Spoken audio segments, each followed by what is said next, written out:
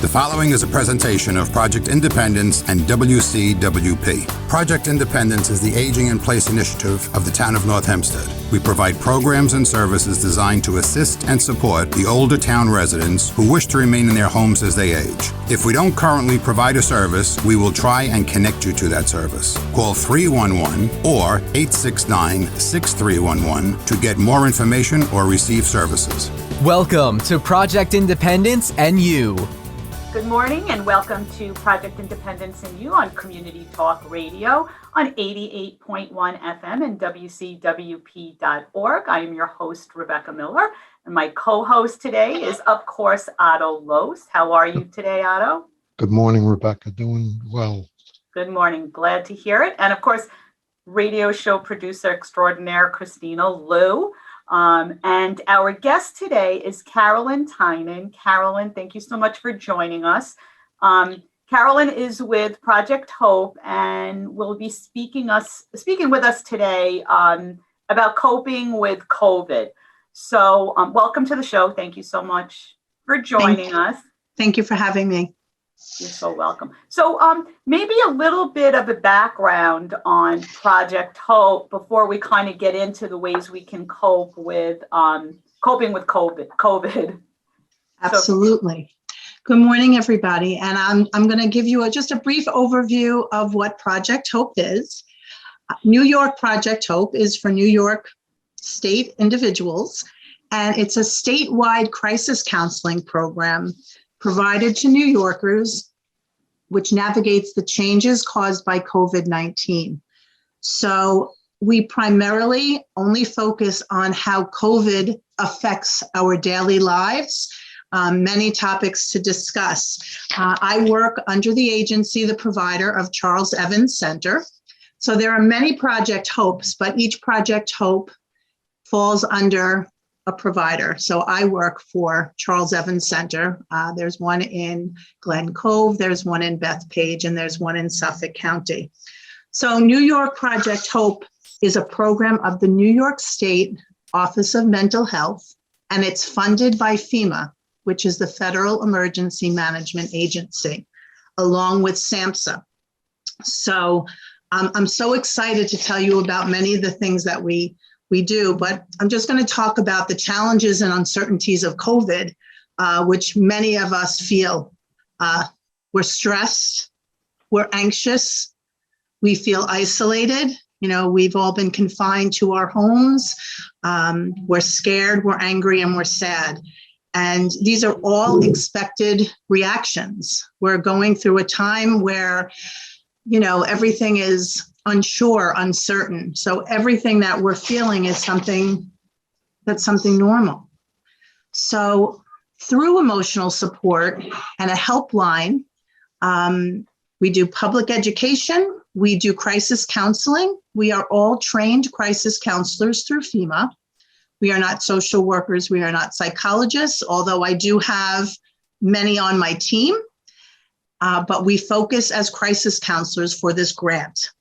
I'm happy to say the grant was extended through March and hopefully again through June. Unfortunately, because COVID is not going away, we will still be here to support everyone.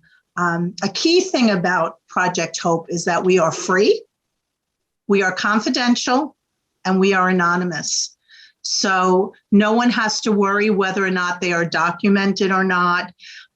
Whether or not they don't want anybody to know who they are. We don't care. You can have our phone numbers, you can call us. We don't have to go by names, and we'll help you any way we can. We will meet you anywhere. We will talk to you on the phone. We do individual crisis counseling. We do group crisis counseling. We do group education. We are in so many senior centers where we go in person, and we will do a lot of education about COVID. Some of the topics, let me get back. I'll get back to the topics at a later time, but I just wanted to talk to you about the emotional support that we're able to provide to everybody. And we do that through a helpline, which is available 7 days a week. We have many crisis counselors who speak multiple languages. So if English is not your first language, we can make sure that you're set up with a crisis counselor who may speak Spanish, French, Creole, Urdu. So we have a nice, strong presence so that no one ever has to worry about not being able to communicate with the person who maybe can help them in situations. Carolyn, I'm sorry, I have a quick question for you. Of course. Was this all triggered because of COVID, like Yes. Project Hope? Did it exist before COVID? Project Hope has existed, if you think back to Hurricane Sandy and some other crisis that we've gone through, but our focus with this Project Hope is only COVID-19. Okay. Okay. It sounds like, COVID is one example of what goes on in life. There's Yes. lots of other things that go on in life, and it strikes me that all the things you mentioned can happen without COVID. Yes, and you know what?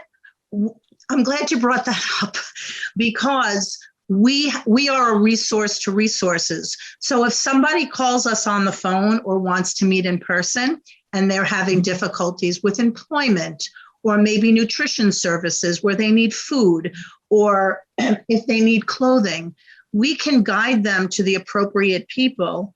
We can get them to food pantries. We can get them spiritual counseling. We can get them assistance.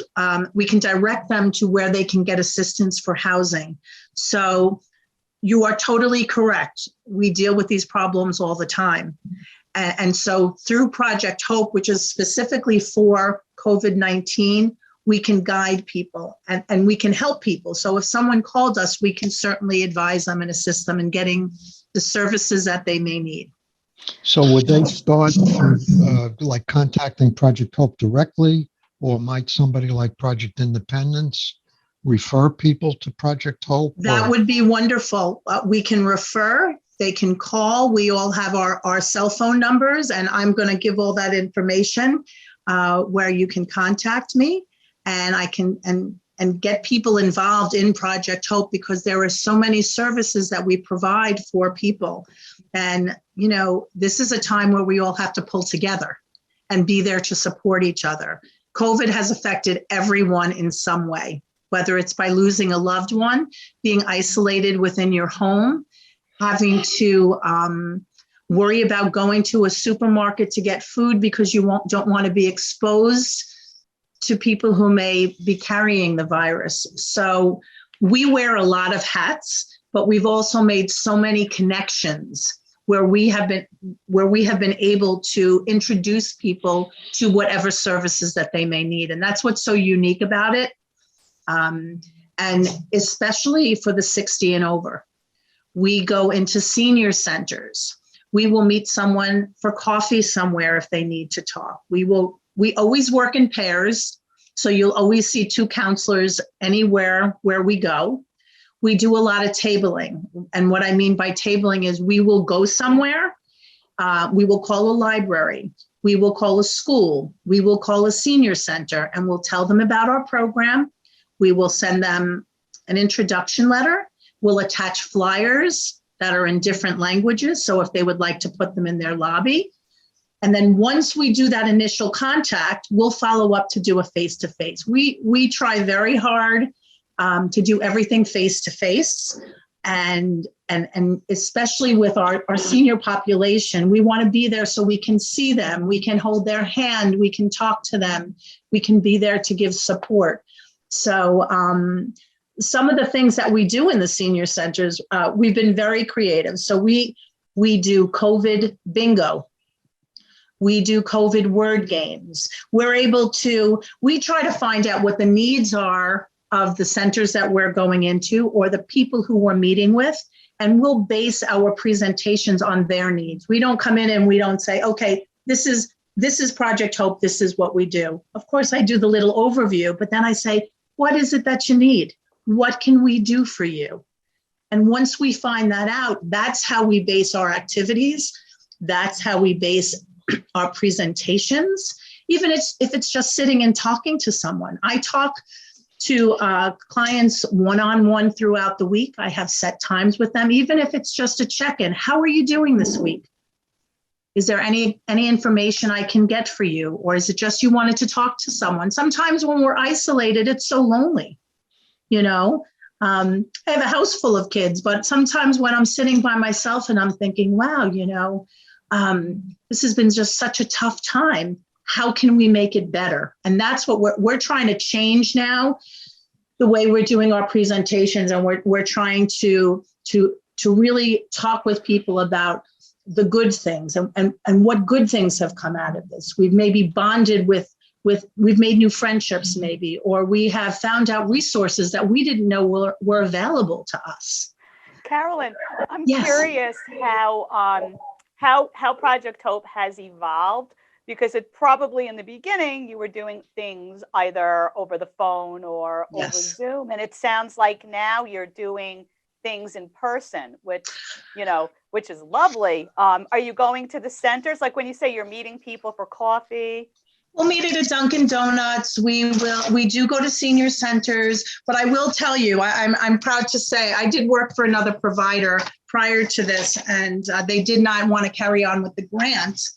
And we were so grateful that Project Charles Evans picked us up. We have always, since I started last January, always been on the streets. We have never. We've done Zoom, but our primary thing was going store to library to whoever was opened. Right. And letting them see us face to face. We would go to Home Depot in the area where people were looking for work, and we do a program, it's called Cafe Hope. And that was created by one of our wonderful crisis counselors. And you know what? It's called Let's Talk. We bring the coffee, we sit, we talk.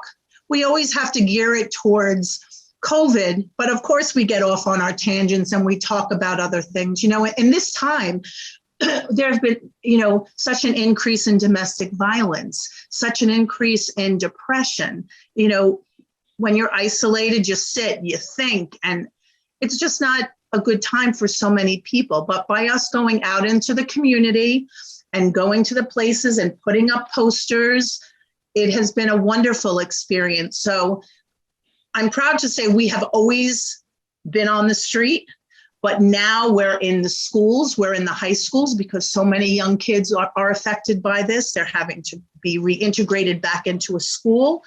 Mm-hmm. The senior population who's been in the house all the time, we want to do things with them. So we try to create activities that pertain to COVID, but that are fun at the same time. Like, who would think you would like COVID bingo?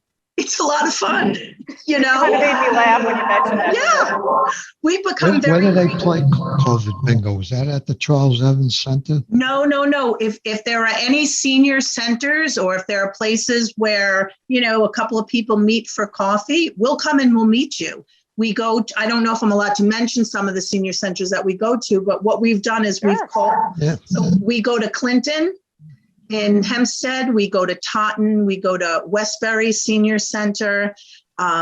We are now in Herrick's. So we travel. We work 7 days a week. I have staff that work in the evenings. We did just start Cafe Hope in one of the places as well, where we just come with the coffee and we sit and we talk about things. It's non-threatening, it's confidential. It's a time where people, we build a relationship with people. And yes, Otto. No, I'm sorry. How, like physically, the Charles Evans Center is a location, a physical location, and you're describing a lot of activity that is not in the center, but it's Correct. under the umbrella of the center. You are totally correct. Yeah. So, like, what takes place at the center? Is this more like an outpatient? People This go is a there? place where people can go to for medical treatment. This is a place where they can go to. There's a wide variety of services that Charles Evans provides. We do not work out of Charles Evans. Our home base is our home, but we're out on the streets 90% of the time, whether it is going to libraries doing presentations. We work with BOCES, their adult program, English as a second language. We're in high schools. Anybody who needs help, we go to. And that's what's so wonderful about it. So we do no events over at Charles Evans. They are just Project our Hope provider. Right. But if you called me up and you said, you need a doctor and, you're not sure whether or not they take your insurance or you're on a budget, we can refer you over to Charles Evans.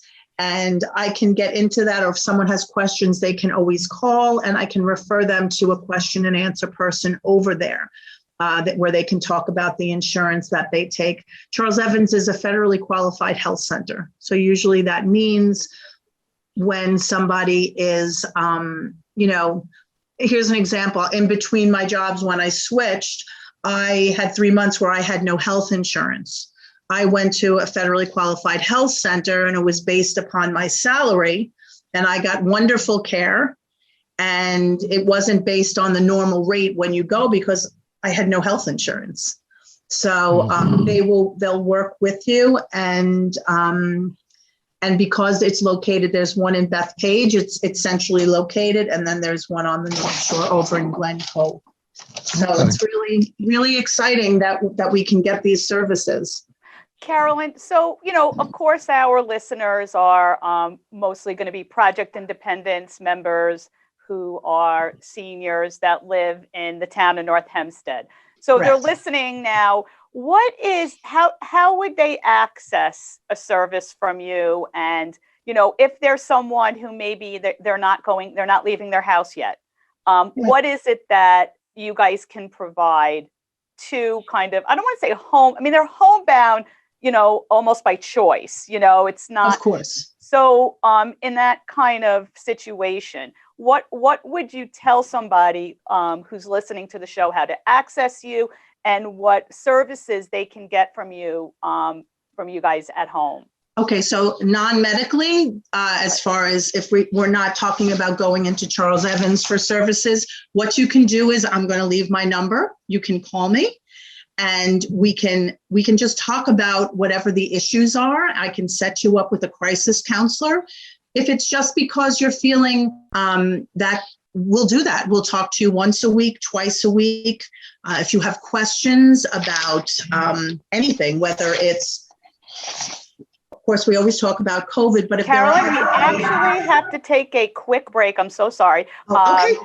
We'll continue with our guest, Carolyn Tynan from Project Hope, talking about coping with COVID. You're listening to Project Independence in You on 88.1 FM and WCWP.org. We'll be right back. So I get this call from my grandma, and she's like, "What's a podcast and how much does it cost?" So I tell her, podcasts are like radio shows, but you can download them on any device and listen to them anywhere at any time, and they're free. And then she says, "I see, but where can you find good ones?" And I'm like, go to WCWP.org/podcast and check out the lineup of original shows, or download any podcast app on your phone or tablet and search for LIU Studios. And she's all like, "Oh, that sounds easy." And then she asked me what an app is. LIU Studios podcasts, available on any podcast app. Those little button things on your phone screen. Just ask your grandkids. Welcome back to Project Independence in You, Community Talk Radio on 88.1 FM and WCWP.org. I'm your host, Rebecca Miller, and co-host is Otto Lohse. Our radio show producer extraordinaire, of course, is Christina Liu. We've been talking with Carolyn Tynan from Project Hope, talking about coping with COVID and really just about the resources that you guys are providing, similar to Project Independence, because, some people call us and a lot of times we're just helping them, assisting them to navigate their system and, connecting them to someone or something. And sometimes we do provide the service by one of our community nurses or social worker. So, we do kind of get Project Hope as well. But I do want to kind of just provide a lot of the information for our listeners, how they can get in touch with you and like you were talking about before break, and what kinds of services.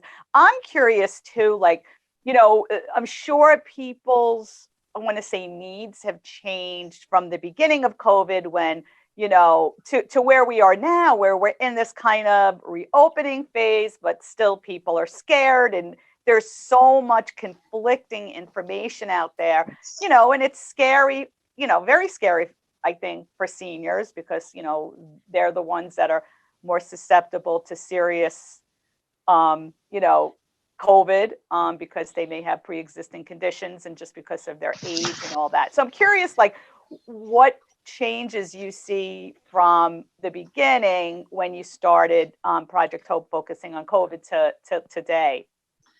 It's funny that you say that, because there hasn't been that much of a shift. There's been a big increase in mental health issues with all ages.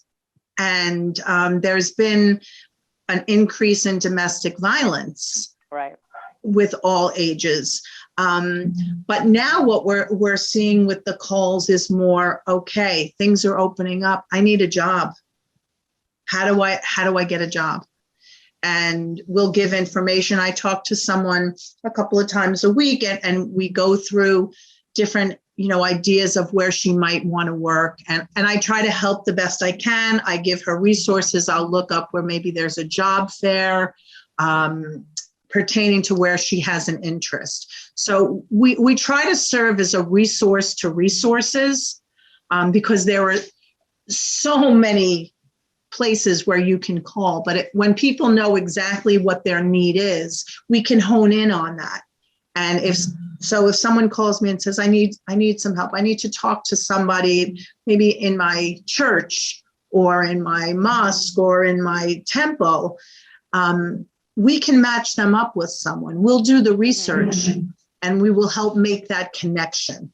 That job thing, I'm sorry, but that job thing has me totally confused. You hear about all the people who have a problem finding people to fill jobs, and you see that the unemployment rate is lower than it was in 50 years. Yes. I have a good friend who I still do some sales coaching for, who has a business, electronics manufacturer, and he says he's having an awful time finding people.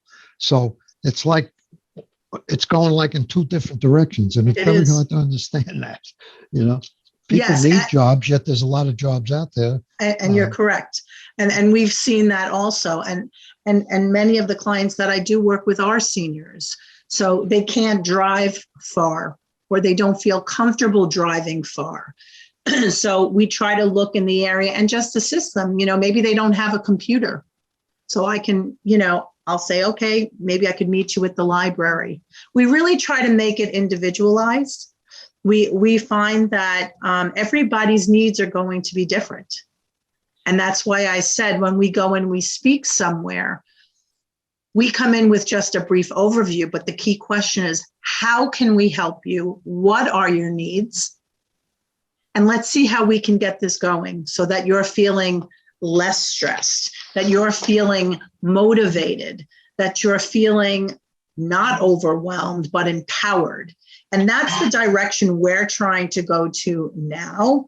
We're trying to really stay on that positive flow, and how people have changed because of COVID to the better. And so we're really, really trying on that. And when I spoke earlier about presentations that we do, I just wanted to touch base on a couple of them.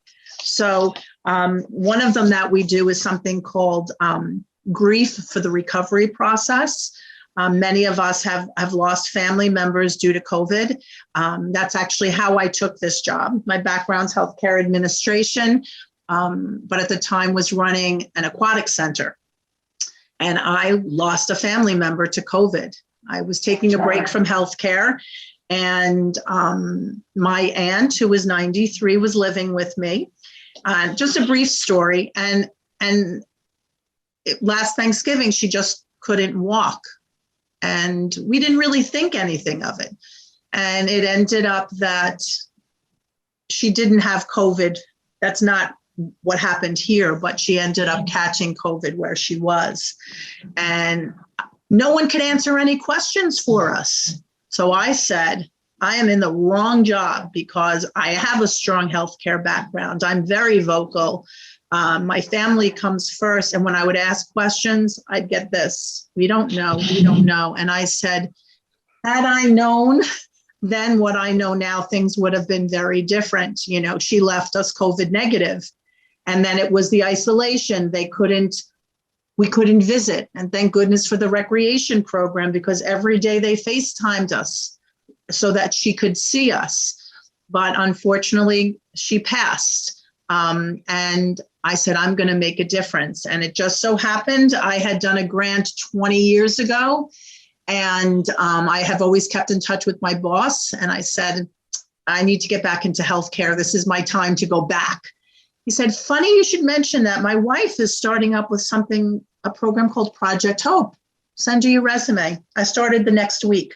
I was so excited to be able to help people. And because I had just gone through this major loss, I helped myself at the same time, because I was able to help people navigate the whole process and answer questions that people couldn't answer for me, because even a few week time span, there was so much more information on COVID.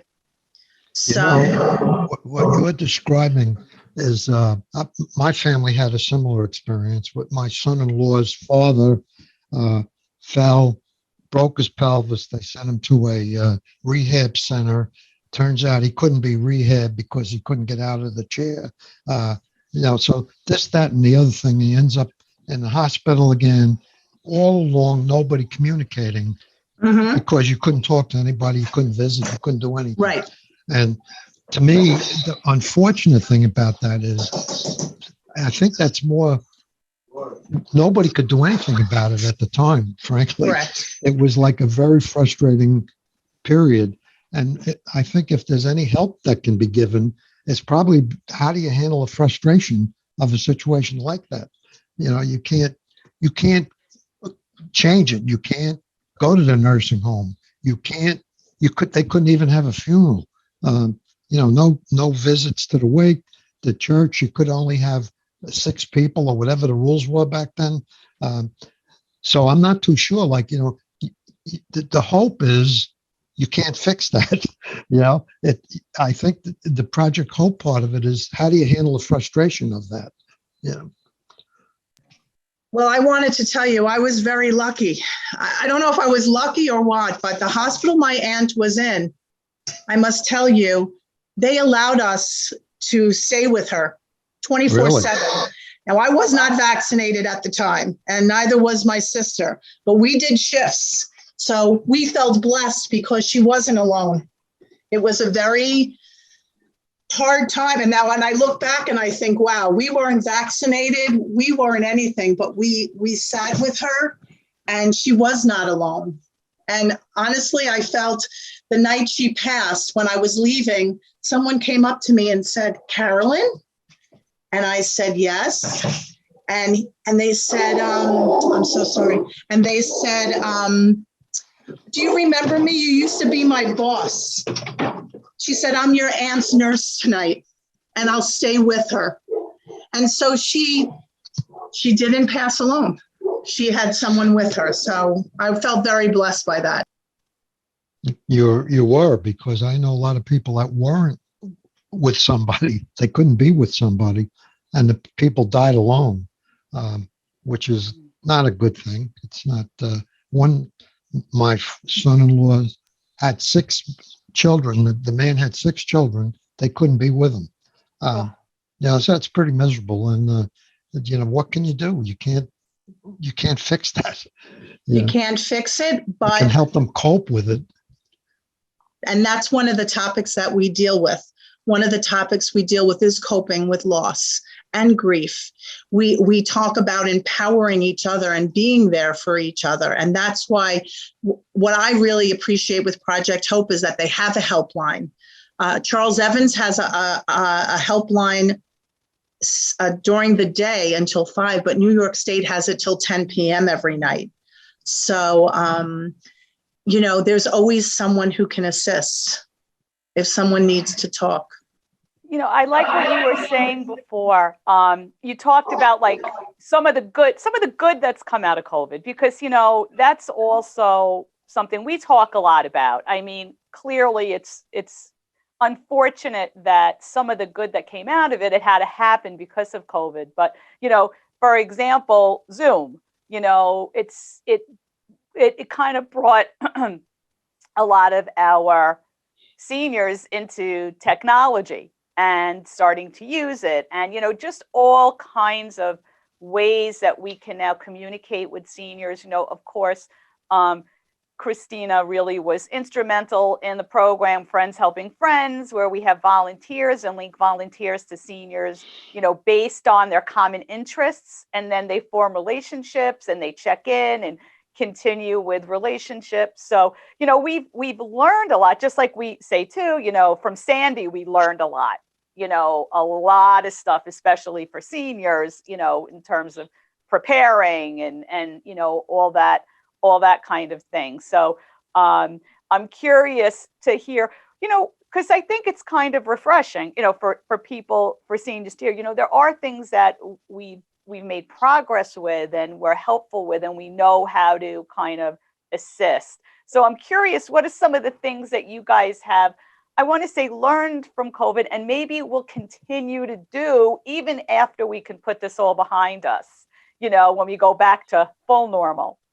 And it's funny because I would never have known how to do Zoom or many other things on the computer if it were not for COVID. And so we just feel that people have even become more independent because of COVID. I know now I depend on me. And I know that when I deal with my clients, I'm going to do the work with them. I'm not going to say, okay, tell me what you need, I'll do it for you. No, I want to teach them so that they know.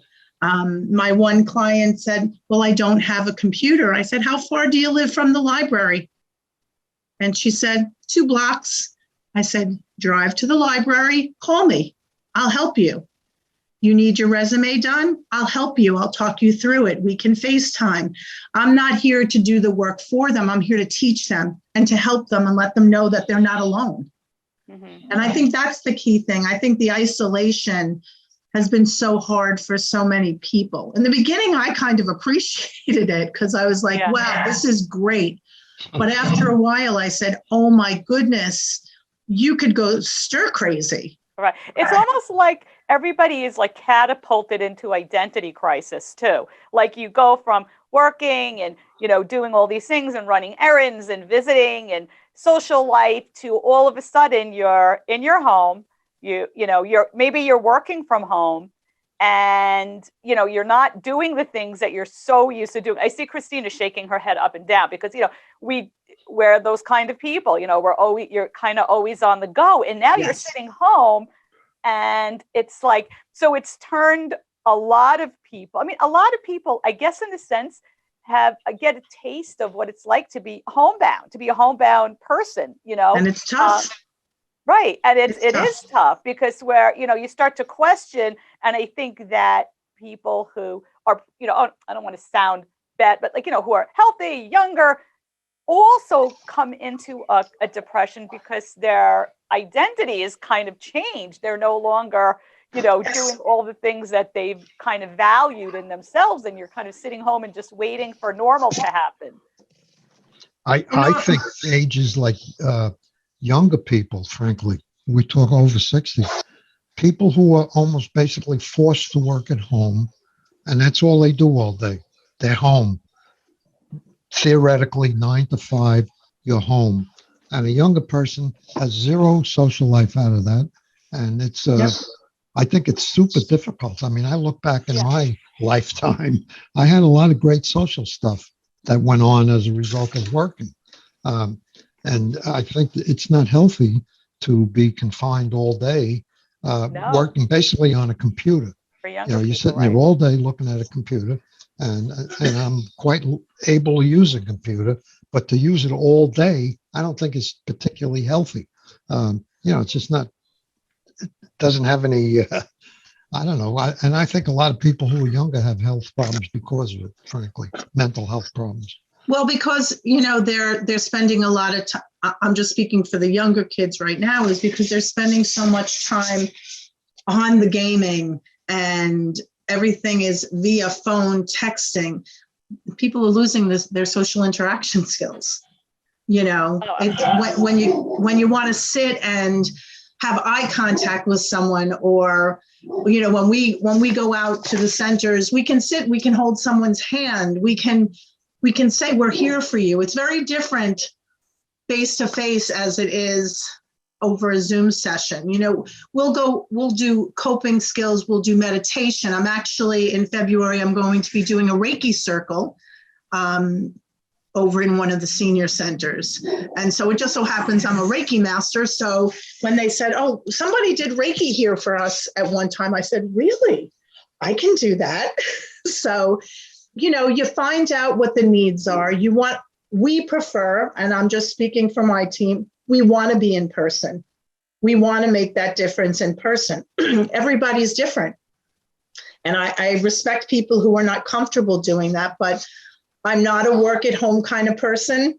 So even though I do it, I want to be out in the community. I want to build I've built so many relationships with people in my own community because of this, because I'm going door to door with flyers and saying, hey, I was in a jewelry store.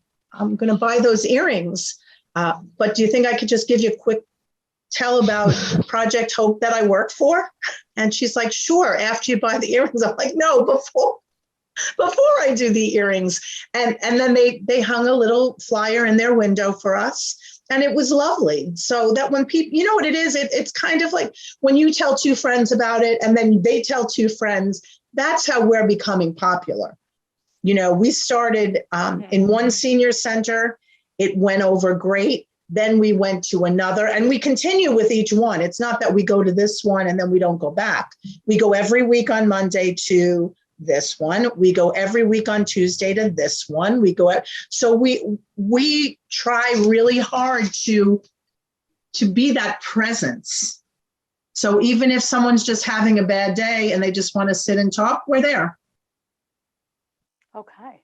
Well, that's a good time to take a break. We're going to take a quick break now. We'll be continuing with our guest, Carolyn Tynan from Project Hope, talking about coping with COVID. You're listening to Project Independence NU on 88.1 FM and WCWP.org. We will be right back. Take WCWP with you wherever you go with the WCWP app.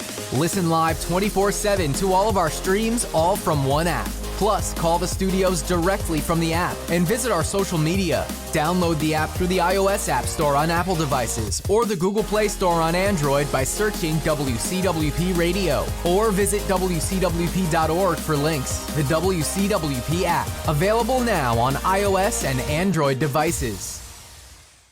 Well, welcome back to Project Independence and You, Community Talk Radio, 88.1 FM and WCWP.org. I'm your host, Rebecca Miller, along with co-host Otto Lohse and Christina Liu, who is the radio show producer, and of course, Dan Cox, who is the director of WCWP Radio. Just very grateful to Dan for having Project Independence and You, and it's going toward its 11th year on the air. So our guest today is Carolyn Tynan. We've been talking with Carolyn from Project Hope all about coping with COVID.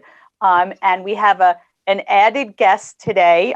It's Dr. Sabeen Humayun. I hope I'm pronouncing your name correctly. And, we'd like to hear what role you take with Project Hope. I think they said you're at a high school today. I think she's, yeah. There you are. Hi. We're at the Westbury High School today, or we're here every Wednesday and Friday. So to support the kids' mental health, because the high school kids are on high alert, as the CDC says. Our program here is to make sure that it's easy for the kids to transition back to in-person learning after being remote for so long during the lockdown and when the pandemic started. We try and eliminate the anxiety part through interactive workshops, presentations, or just talking to them for that matter. We're doing health classes here. So we tell them a little bit, since our job is about COVID, so we tell them a little bit background about COVID then and COVID-9 and COVID now. So what we started with and how it has improved, something good about it. We don't really make it the grim part. We don't really discuss that. We want to make it more playful. Our team is really very talented doing in bringing up good like new things. The presentations have amazing videos in them. So which are like very age appropriate to the audience.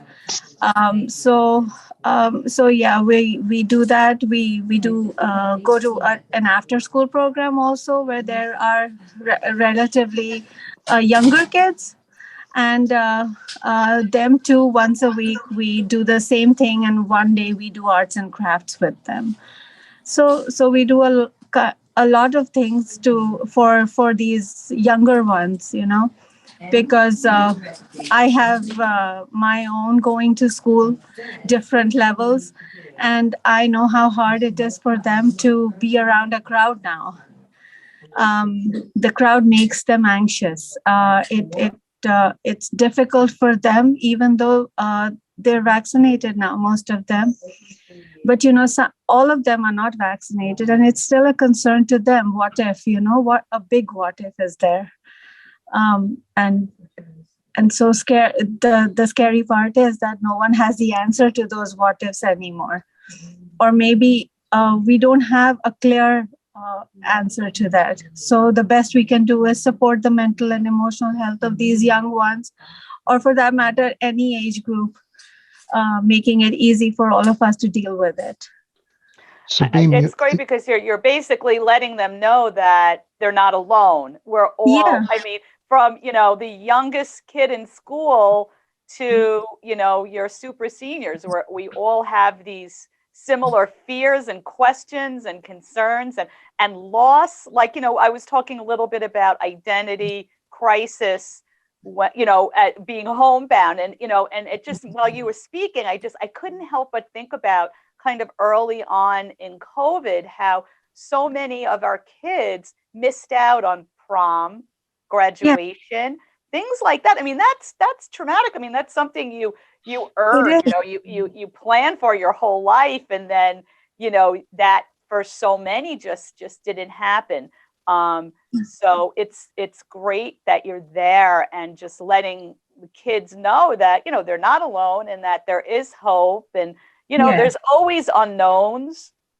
Does the school, I'm sorry, but does the school reach out to Project Hope, or does Project Hope kind of reach out to the schools to try to get, somebody in there who will work with the faculty, the administration? How does that go?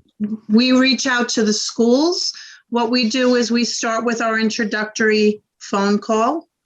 We send the email, we follow up with a phone call, and then we set an appointment for a face-to-face where we go in and we figure out a plan on how we can help the students, the faculty, and the parents. We're not only there for the students, but we're there for the staff as well. We're there for the parents of the students. And then what happens after that is we've been very fortunate because we are in the health classes now in the schools. We are,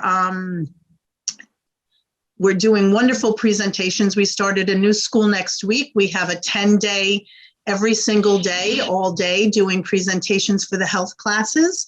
And it's really exciting because, well, it's exciting, and at the same time, it's sad because the need is so great. Like some schools actually have social workers, I believe, on their staff, if you will. Yes. Oh, yeah. We work with the social workers. And the psychologists. And the psychologists. They're our contact people. We start with the superintendent, who filters us to a principal, who then filters us to the social workers and psychologists. And that's how the great program starts. Yeah. Yeah, I mean, And we do- if you can get through as a child, get through the years of being a teenager and pre-teenager, it might lead you to being a healthy adult, frankly, mentally.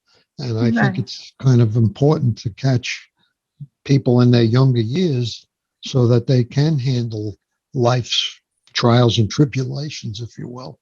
You know, it's there's no shortcut. I mean, there's things happen, and you just have to know how to deal with them. And I believe that's a problem nowadays. A lot of people can't deal with reality, frankly, and they need help. And there's nothing to be ashamed of if you need help. Right. That's Everybody right. needs it once in a while. You know, you need a little guidance. You got to be able to talk, get some ideas, and help you contend with things that you can't change. You know, some things you can't change. They are what they are. And you have to learn how to cope with them. So I think it's great, frankly, that you have the program you have. The best thing is that I would say one good thing that came out of this is that people have started taking emotional and mental health seriously. When we go to schools, we see that the faculty takes it very seriously how to encourage these students to take it, one step ahead, like understand it and take it as something that needs to be taken care of, something that is a self-help also. So what happens is that they let us be on the PTA meetings, so we can interact with families also. Carolyn knows that we did a PTA meeting with 126 parents on at that time. So it's a good thing that the parents know about it, because when they see something, then they say something. And when they say something to the teachers or the psychologists or the social workers, then they come to us and they let us know what the need for, how they want us to work towards their needs. And that's how we work in the schools. So it's like taking care of the kids from all corners, the faculty, the parents, the psychologists, the school themselves as well. And then we are an added resource.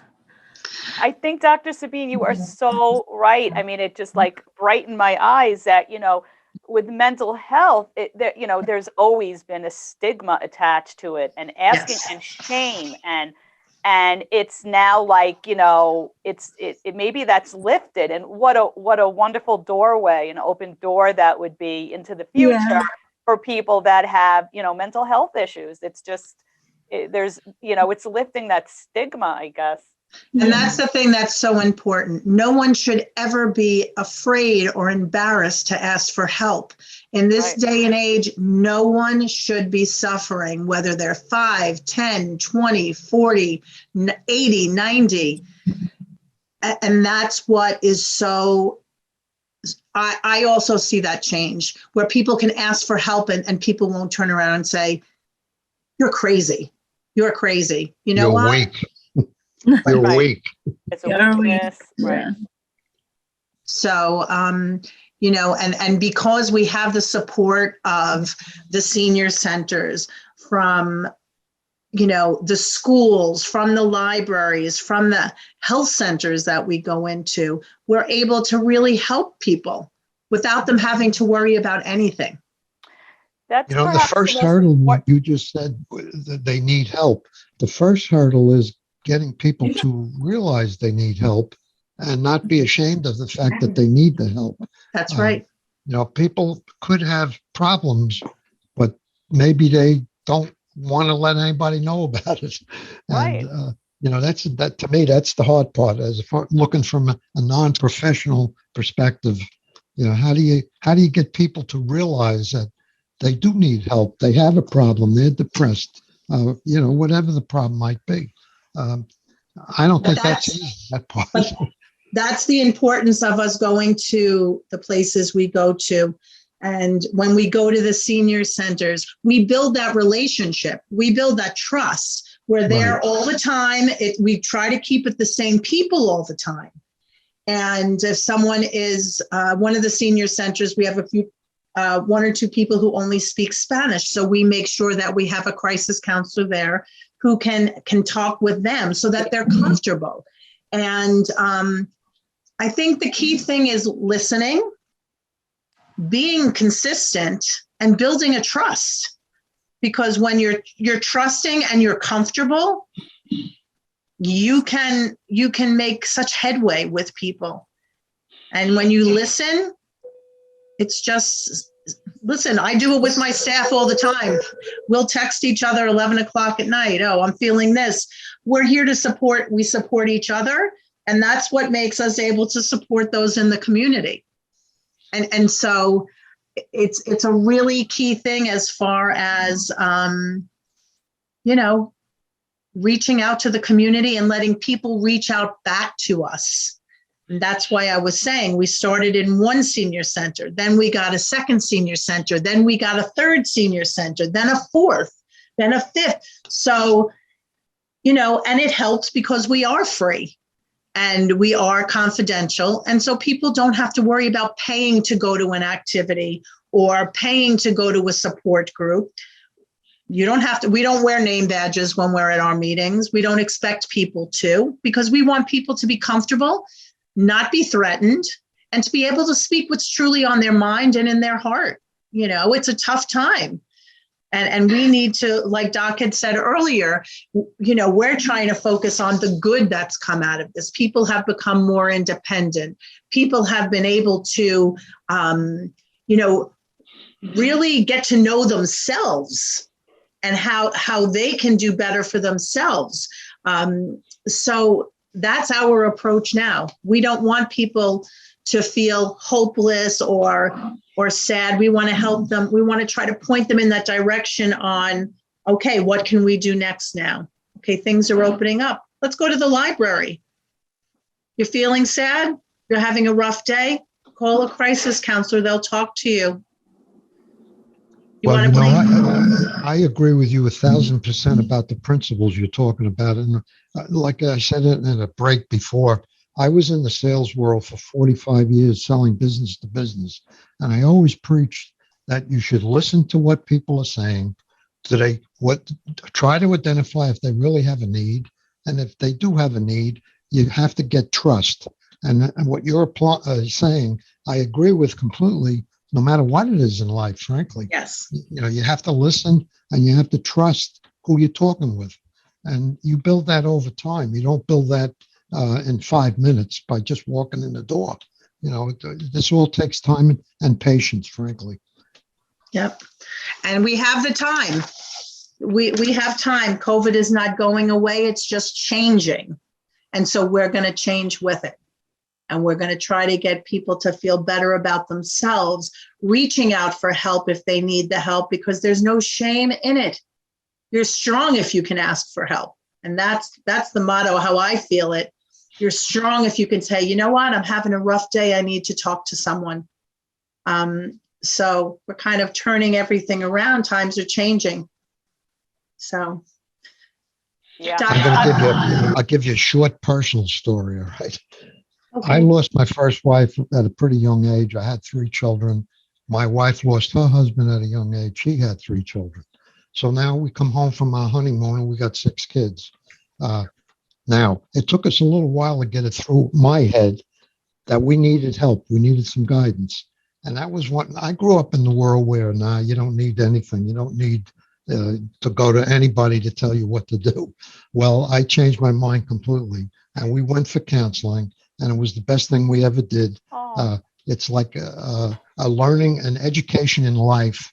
And whatever the problem, it doesn't hurt to talk about it and get ideas from people on how to handle it. Fortunately, that was 45 years ago, and we got through the whole thing with no problem, and the kids are all healthy. So, That's wonderful. That's wonderful. Thank you for sharing that. Yeah. That's a hard act to follow. How do we finish the show now? Well, I didn't mean to, my main point there is that there's no shame in asking for help, and you can't lose anything by doing it. It's not going to make anything worse. It's only going to help. Correct. That is totally correct. I was wondering if it would be okay Let me just find a little piece of paper that Yeah, I we don't wrote. have a lot of time. So if you want to give some phone numbers out now. Yes. So I'm going to give it's my personal cell number. It's 516-316-0155. Doc, you want to give your work phone? Yeah, I don't really remember my work phone, so you can have my personal as well. You can actually get it to us later, and we, Okay. we'll have it if people ask. So that's not a problem. We can. How about the helpline? Would you like the helpline information, or Yes. would you like me to give it to you? Okay. Helpline, yes. So the helpline number, if you're trying to get through to the Charles Evans helpline, it is 516-676-2388, and then press 4. And it's actually the crisis counselor helpline. It's not the Charles Evans one. Right. Well, thank you guys so much, Carolyn and Dr. Sabeen, for the information. It's, I'm sure we could go on longer, but unfortunately we have to go to a break right now. We were speaking with Project Hope staff and coping with COVID. We want to thank you so much.